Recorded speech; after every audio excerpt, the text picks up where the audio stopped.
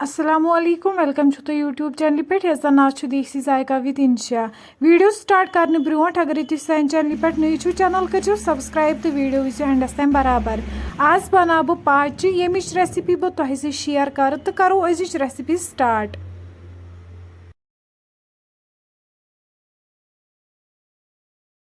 Recipe खतर मे ये 1 kilo पाच यमन मे गोडनथ पीस बनाई थमित तो वन कर बह बी अक लट असल पे साफ।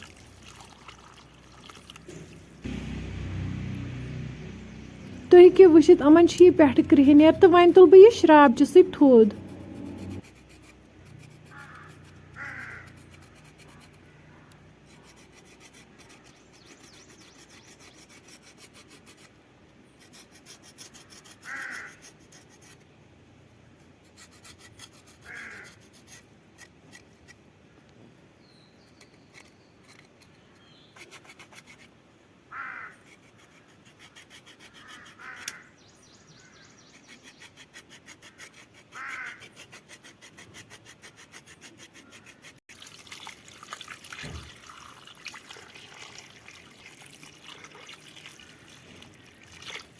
पाच मकलाय मे असल पे साफ कर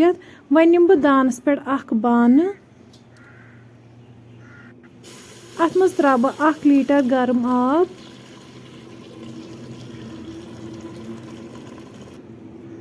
वन त्रा बह पाच अथ मज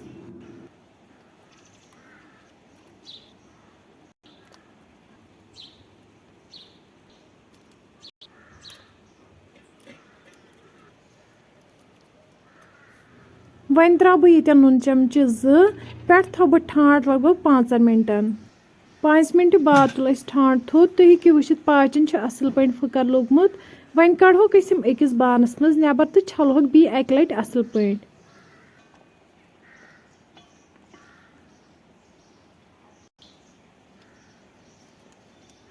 अम पत करो पाचन खतर तड़क तैयार अत खतर निमो कड़ाई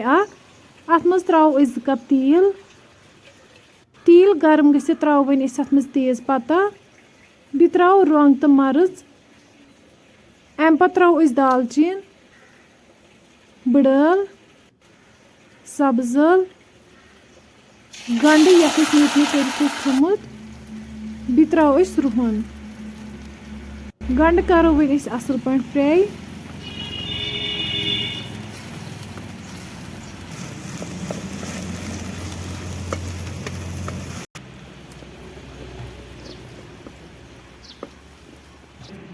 गंड फ्राई गसित त्रो वन अत मज मरचांगन चमचे 2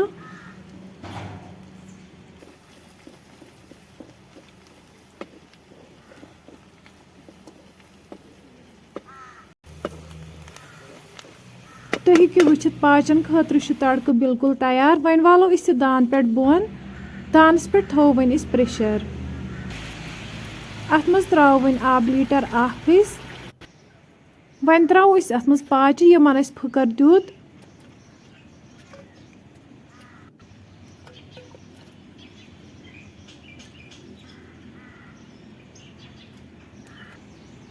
अम पत त्रो वन अत मज नून चमचे 2 लेदर चमचे 1.5 सब्ज ٲl बड़ल दालचीन रंग तो मर्च वन थो पे लिड तो यीस कलस अत ग्रेह खीह तुम हेको वुचित अत ग्रेह कामज वन त्रो अत मज तड़क युस तैयार कर थोमुत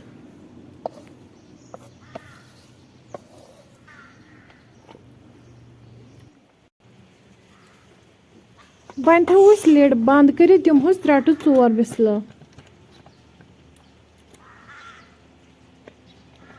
4 विसल बाद वन करो चेक पाच बिल्कुल तैयार गमच वन त्रो पे अत मेथ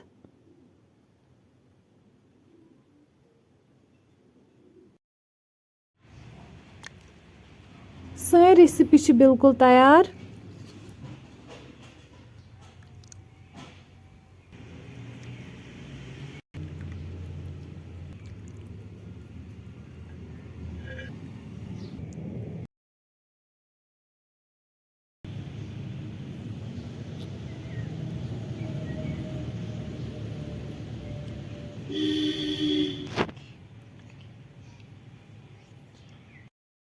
वह निमो